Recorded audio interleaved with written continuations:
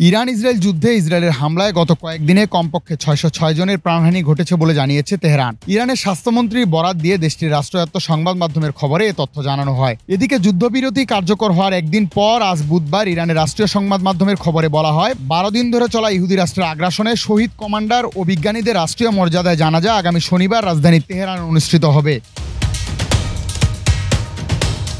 এতে বলা হয়, ইসরায়েলি হামলায় ইরানে কমপক্ষে ৬০৬ জন নিহত হয়েছে। ইরানের স্বাস্থ্যমন্ত্রী মোহাম্মদ রেজা জাফর গনি বলেন, এই হামলায় আহত হয়েছেন আরও ৫,০০০-এরও বেশি মানুষ। তিনি বলেন, আহতদের মধ্যে অনেকেই চিকিৎসা শেষে সুস্থ হয়ে উঠেছেন। এছাড়া অনেকে এখনও হাসপাতালে চিকিৎসাধীন আছেন। ইরানের এই মন্ত্রী বলেন, ইরানের সবচেয়ে ভয়াবহ প্রাণঘাতী হামলা হয়েছে গত ২৪ ঘন্টায়। কেবল এই সময়ে ইসরায়েলি হামলায় দেশটিতে প্রাণ হারিয়েছে অন্তত ১০৭ জন।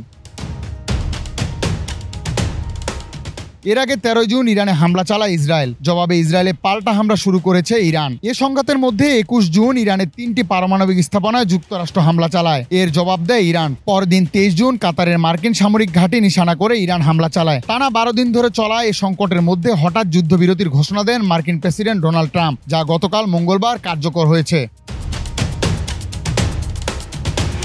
রাজীব ইসলাম, বিডি আর্কাইভ।